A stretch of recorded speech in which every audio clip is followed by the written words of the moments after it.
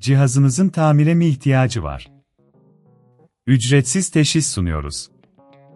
Kapınıza kadar alıyor ve teslim ediyoruz, telefon veya seyahat gerekmez.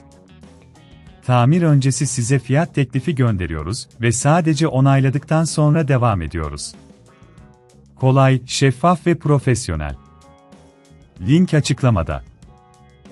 Asus RC71L modelinin açılmaması, birçok kullanıcının karşılaşabileceği yaygın bir sorundur. Bu sorunu çözmek için gerekli adımları birlikte inceleyelim. Öncelikle, ihtiyacımız olan temel aletleri hazırlayalım. Bir tornavida seti, antistatik bir bileklik ve temizleme malzemeleri gerekecek. Bu aletler, cihazınızı güvenli bir şekilde açıp incelemek için önemlidir. İlk adım olarak, cihazın alt kısmındaki vidaları sökerek başlayalım. Tornavidamızla dikkatlice tüm vidaları çıkarın ve bunları kaybetmemek için bir yerde saklayın. Vidaları çıkardıktan sonra, arka kapağı nazikçe kaldırarak iç bileşenlere ulaşmalıyız. İçerideki bileşenleri incelediğimizde, ilk kontrol edeceğimiz yer güç kaynağı bağlantılarıdır.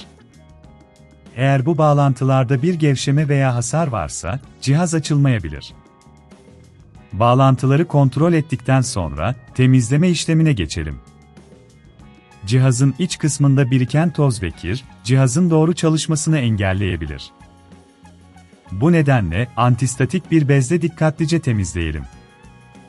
Eğer bunun çok zor olduğunu düşünüyorsanız, evden alım ve teslimat hizmeti sunduğumuzu unutmayın. Profesyonel bir destek almak, süreci daha da kolaylaştırabilir. Ayrıca, tamir öncesi fiyat teklifi alarak bütçenizi planlayabilirsiniz. Temizleme işlemi tamamlandıktan sonra, tüm bağlantıları tekrar kontrol edelim. Her şeyin sağlam olduğundan emin olduktan sonra, cihazı yeniden monte edebiliriz. Kapağı kapatmadan önce, tüm vidaların yerinde olduğundan emin olun. Son olarak, cihazı bir kez daha deneyelim. Eğer hala açılmıyorsa, sorunun daha derin bir yerde olabileceğini düşünebiliriz. Bu durumda, telefon yok, seyahat yok diyerek profesyonel yardım alabilirsiniz. Cihazınızı açmanın ve içini temizlemenin yanı sıra, bazen yazılımsal sorunlar da bu duruma neden olabilir. Yazılım güncellemelerini kontrol etmek veya fabrika ayarlarına geri döndürmek de faydalı olabilir. Ancak, bu adımlar teknik bilgi gerektirebilir. Eğer kendiniz yapmak istemiyorsanız, profesyonel teşhis hizmetimizden yararlanabilirsiniz. Sonuç olarak, Asus RC71L modelinin açılmaması sorununu çözmek için dikkatli bir inceleme ve temizlik süreci gereklidir. Bu adımları takip ederek sorununuzu büyük olasılıkla çözebilirsiniz. Ancak, daha fazla yardıma ihtiyacınız olursa, tüm bu profesyonel hizmetleri sunduğumuzu unutmayın. Cihazınızın tamire mi ihtiyacı var?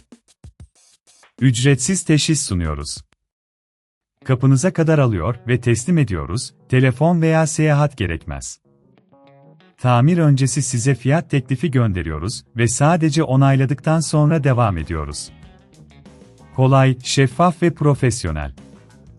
Link açıklamada.